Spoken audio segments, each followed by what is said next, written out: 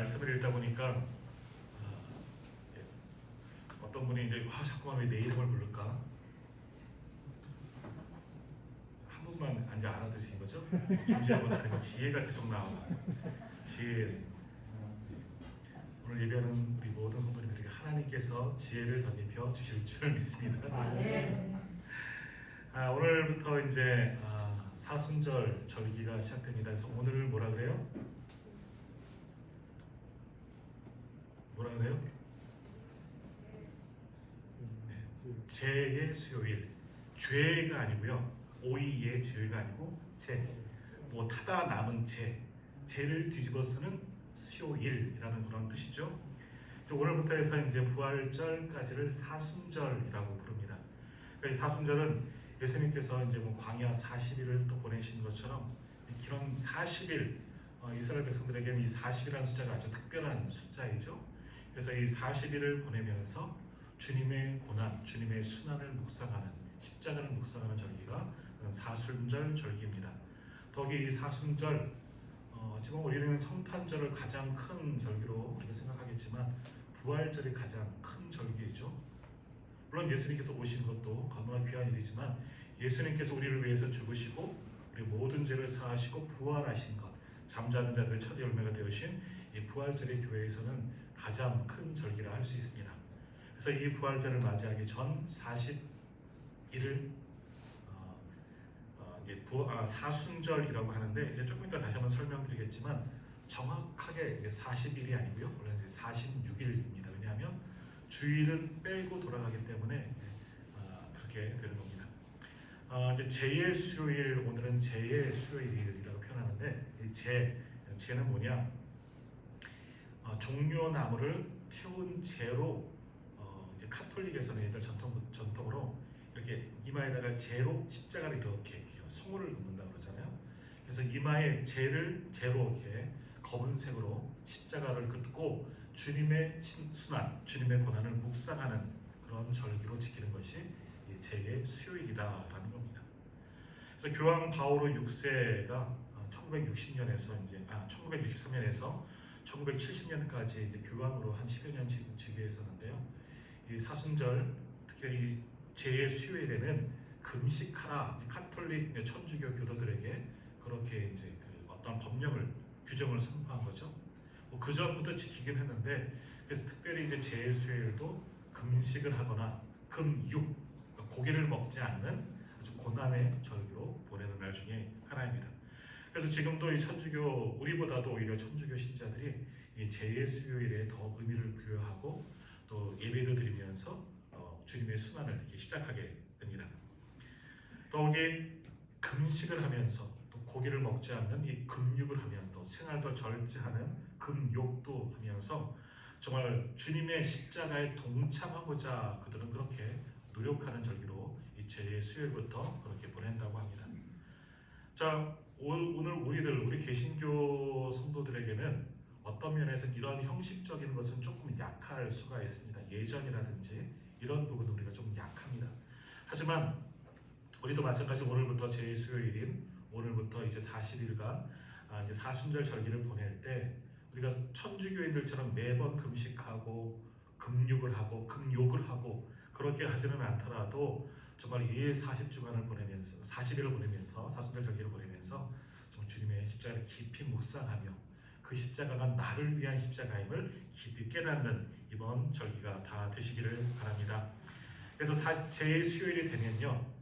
오늘 이제 뭐 새벽에 오신 분은 보셨겠지만 이제 지난주부터 현수막이 이제 달라진 거예요. 그래서 십자가의 보혈 완전하신 사랑 이제 사순절 현수막이 붙었고요. 거기 밑에 보시면 완전하신 사랑 밑에 보시면 40일 사순절 묵상이 이제 오늘부터 지금부터 이제 시작되는 겁니다. 그래서 40일 이제 오늘은 수요일이지만 내일부터는 새벽마다 매일마다 묵상을 말씀을 우리가 사순절에 주시는 말씀을 묵상하며 하루하루 주님의 십자가를 바라보는 그런 시간들을 보내려고 합니다.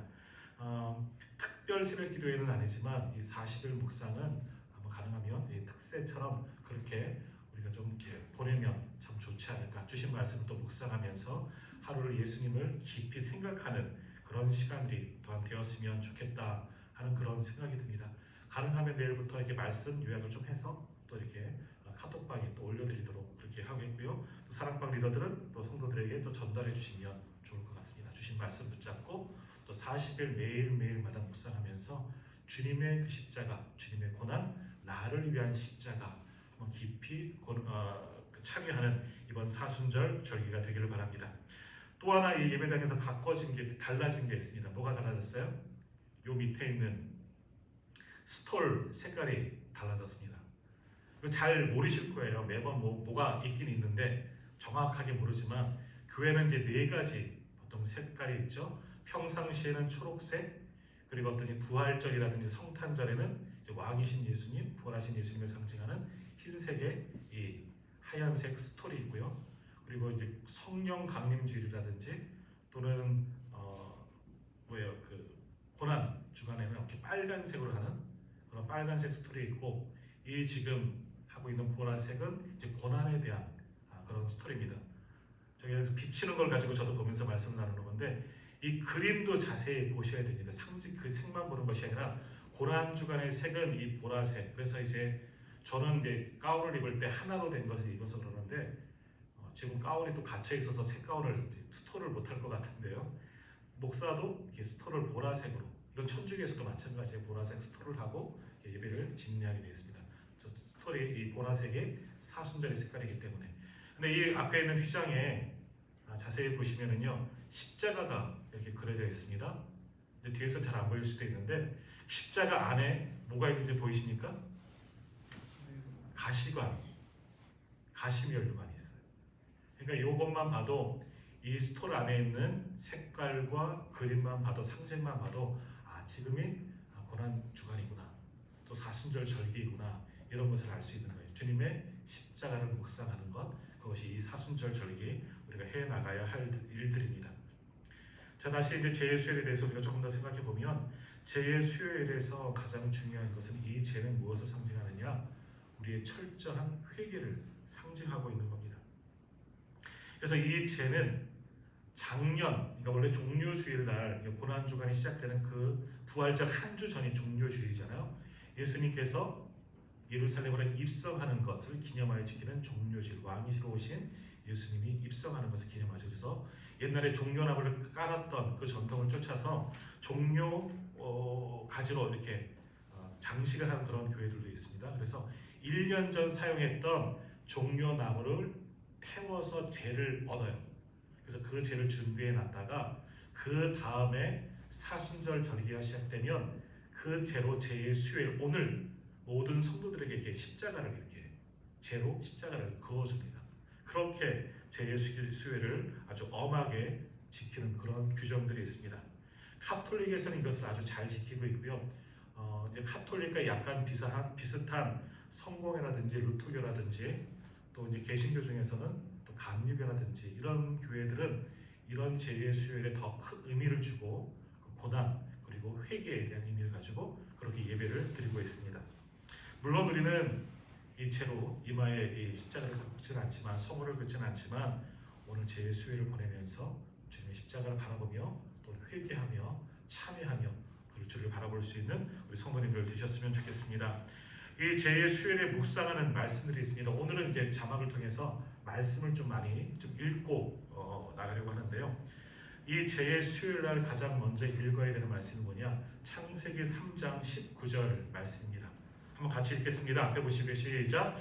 내가 흙으로 돌아갈 때까지 얼굴에 땀을 흘려야 먹을 것을 먹으리니 내가 그것에서 취함을 입었습니다.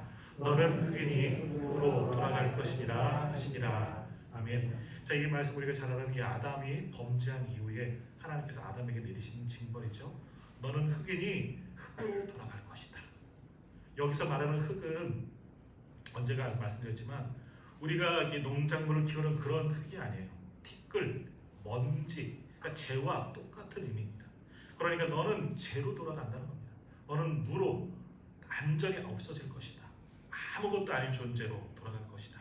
그러므로 너는 흙이니 흙으로 돌아갈 것이니 잘난 체하지 말고 교만하지 말고 겸손해라. 그리고 회개해라 하는 그런 의미가 이 말씀 가운데 담겨져 있다는 겁니다. 우리는 다 흙으로 돌아갑니다. 원래 왔던 그 모습 흙으로 다 돌아갑니다. 우리 장례식을 치르다 보면 또 화장터에 가서 마지막 그 모습을 보면 정말 유골만 남은, 아직 완전히 부서지지는 않았지만 그 유골의 모습들을 보면서 인생의 허무함을 느끼게 되죠. 마찬가지예요. 우리는 흙에서부터 만들어졌고 흙으로 돌아가는 존재라는 겁니다. 그러므로 이 말씀, 창세기 3장 19절에 있는 말씀을 읽으면서 이 죄의 수요일, 나는 흙에서 만들어졌고 흙으로 돌아가는 자이구나, 교만하지 말아야 되겠다, 주님의 십자가를 바라보며 회개하는 그런 시간들이 되어야 합니다. 그리고 요엘서 2장 17절 말씀도 이때 묵상하는데 조금 그럴 것 같은데 한번 같이 한번 읽어보겠습니다. 여호와를 섬기는 제사장들은 낭실과 제단 사이에서 울며 이르기를, 여호와여 주의 백성을 불쌍히 여기소서, 주의 기업을 욕되게 하며 들로 그들을 방언하지 못하게 하옵소서. 어찌하여 이방인도 그들의 하나님이 어디 있느냐 말하게 하겠나이까 할지어다. 아멘. 이 말씀도 마찬가지예요. 철저한 회개를 가리키는 겁니다. 죄의 수요일, 우리가 하나님 앞에 엎드려 자복하며 회개하자 하는 그런 의미에서 바로 이 말씀을 읽으면서 주여 주의 백성들을 불쌍히 여기소서. 우리가 하나님의 계획을 욕되게 하였습니다. 우리가 하나님의 순종하지 않았습니다. 이제 회개하오니 우리를 불쌍히 여겨 주옵소서. 그래서 이 말씀도 읽으면서 제 수요일을 보내곤 했습니다. 또 하나 더 읽는데요. 시편 51편 3절 말씀도 있습니다. 같이 읽습니다. 무릇 난 내 죄가를 아오니 내 죄가 항상 내 앞에 있나이다. 아멘.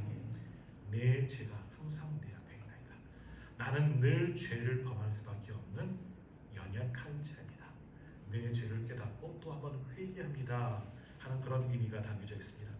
이처럼 죄의 수요일은 정말 그리스도의 십자가의 순환을 시작하는 절기면서 내 죄, 나에게 있는 모든 죄, 이것을 철저히 회개하는 날이 이 죄의 수요일이라고 불려지고요.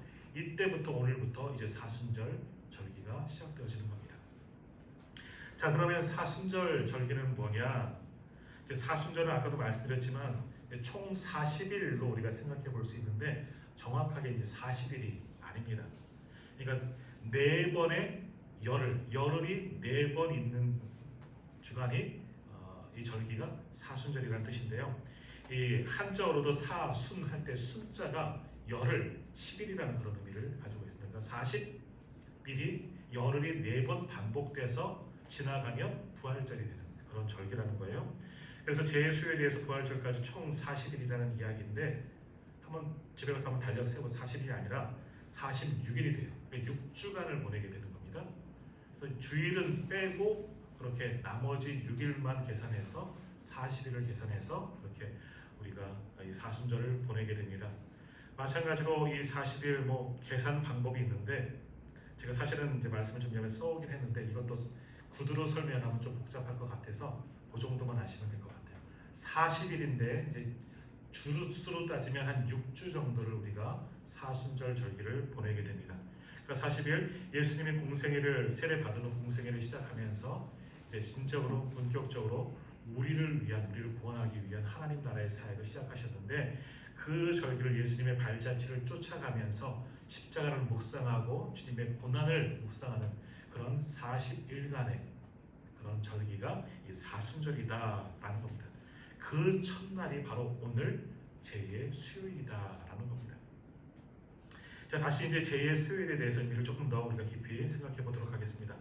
죄는 이 죄라는 의미는 아까도 말씀드린 것처럼 철저한 회개를 의미하는 겁니다. 주님의 십자가를 바라보면서 나는 흙이고 나는 죄가 항상 내 앞에 있는 자이다.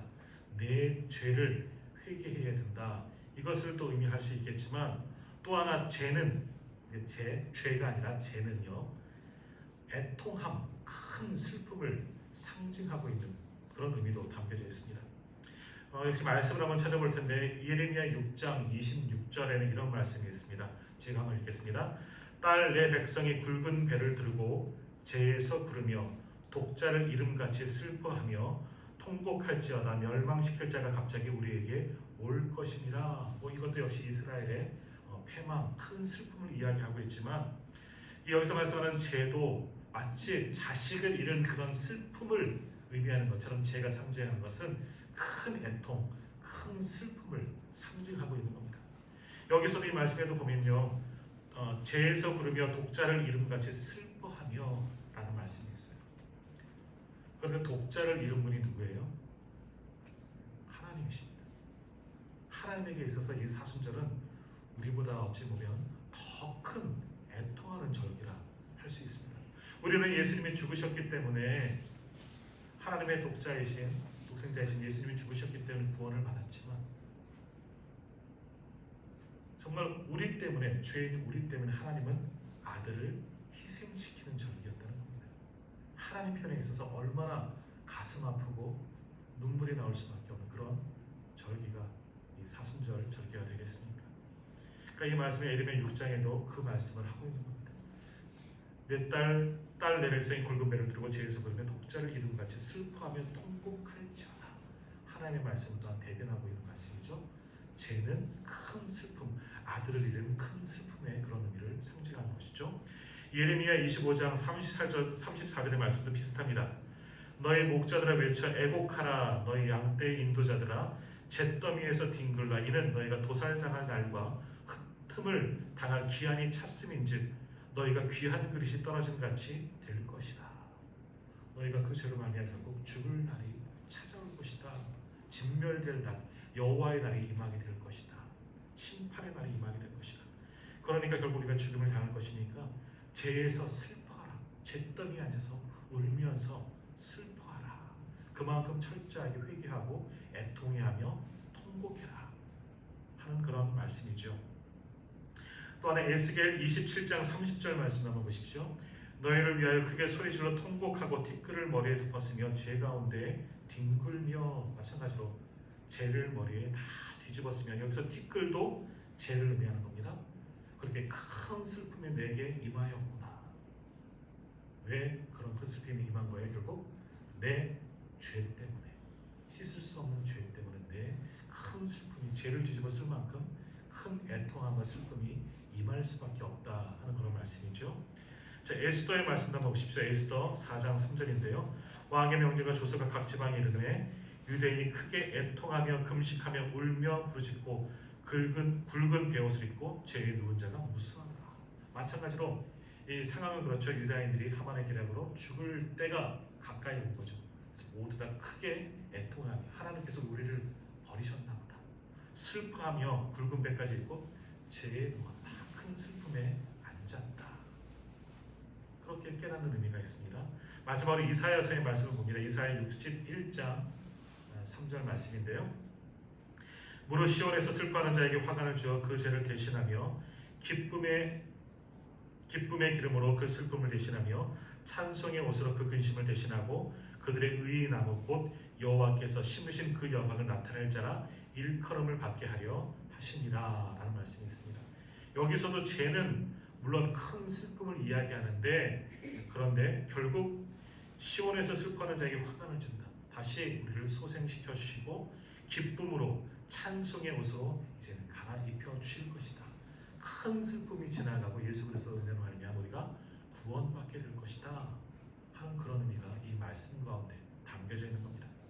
그러니까 지금까지 읽은 이 5절의 말씀들 모두가 상징하는 것은 동일하게 죄를 의미하는데 상징하고 있는데요. 이 죄가 상징하는 것은 큰 슬픔, 다시 말하면 우리의 죄를 회개하고 또 하나 여기 생각할 것은 그리스도의 고난으로 우리는 구원받게 되는 것이다 하는 것을 여기서 말씀하고 있습니다. 그래서 두 번째로 죄는 희생 제물과 관련해서 깨끗하다 하는 의미로도 사용되는 겁니다. 죄를 통해서 죄를 뒤집어쓰고 죄를 해야지 우리가 깨끗함을, 속죄함을 받을 수 있다 하는 그런 의미가 있다는 겁니다. 그래서 히브리서 9장 13절에서 이렇게 말씀합니다. 히브리서 9장 13절입니다. 염소와 황소의 피와 및 암송아지의 죄를 부정한 자에게 뿌려 그 육체를 정결하게 하여 거룩하게 하거든 이라는 말씀이 있습니다.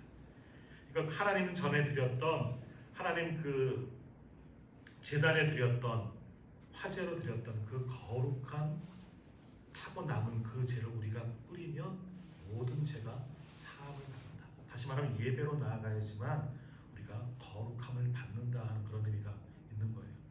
죄로 우리가 정결케 된다. 예배함으로 우리가 정결하게 될 수 있다. 그런 의미가 담겨져 있고요. 레위기 4장 12절에도 이렇게 말씀하고 있습니다. 곧 그 송아지 전체를 진영 바깥 재버리는 곳에 정결한 곳으로 가져다가 불로 나무에 스르되 곧 재버리는 곳에서 불사를 지니라 라는 말씀. 그러니까 죄는 더러운 것만이 아니라 우리의 죄를 또 회개하는 의미도 있지만 한편으로는 죄는 하나님께 드려진 죄, 우리를 다 태우고 남은 그 죄는 정결한 죄다. 우리가 그것으로 속죄함을 받을 수 있다 하는 것을 이 죄가 보여주고 있는 겁니다. 결국 이런 지금까지 읽었던 우리 모든 말씀들이 상징하는 죄, 결국 그것은 우리의 모든 죄악들을 상징하는 겁니다. 그러므로 우리는 이 죄의 수혜를 보내면서 하나님 앞에 우리의 죄를 자복하고 철저하게 회개를 해야 한다 하는 것을 의미하고 있습니다. 우리가 비록 이 카톨릭 성도들처럼 신자들처럼 죄로 우리 이마에 성호를 긋고 십자가를 긋지는 않지만 오늘 죄의 수요의 의미를 또한 깨닫고 이번 사순절의 의미를 되새기면서 정말 내 죄악을 깊이 회개하며 하나님 앞에 정말 참회하고 예수 그리스도의 십자가만이 나를 구원할 십자가임을 바라보면서 이번 사순절 절기를 지킬 수 있는 우리 모두가 다 되시기를 소망합니다. 오늘 우리에게 주신 이 고린도전서 1장 18절의 말씀을 한번 보십시오. 십자가의 도가 멸망하는 자들에게는 일어난 것이요 구원을 받는 우리에게는 하나님의 능력이라 말합니다. 죄도 믿지 않는 사람들 그들에게는 버려지는 아주 더럽혀지고 버려지는 것밖에 되지 않겠죠. 그러나 하나님께 드려져 완전히 태워진 죄는 우리를 정결케 한다. 우리가 그런 성경에서 분명히 말씀하셨고요. 또 그 죄로 말미암아 우리가 우리의 모습을 돌아보며 철저하게 회개할 수 있는 그런 마음도 생긴다라는 겁니다. 그러므로 오늘 죄의 수혜를 우리가 보내면서 지금 이제 기도할 텐데요. 한번 내 죄를 온전히 한번 참여하는 지금 이 시간이 되었으면 좋겠습니다. 주님의 십자가를 더 깊이 묵상하면서 세상 사람들은 지금 더욱더 이 교회를 부정하고 십자가를 부정하겠지만 그러나 그 십자가는 우리를 구원하는 하나님의 능력임을 깨닫고 이 시간 그 하나님의 능력이 오늘 우리 안에 있기를 그래서 내 죄를 회개하며 내가 십자가만 붙들겠습니다. 십자가를 바라보겠습니다. 이번 사순절 기간 정말 나를 위한 그리스도의 십자가를 깊이 묵상하고 전하는 삶을 살겠습니다. 그렇게 다짐하며 결단할 수 있는 우리가 다 되시기를 간절히 소망합니다.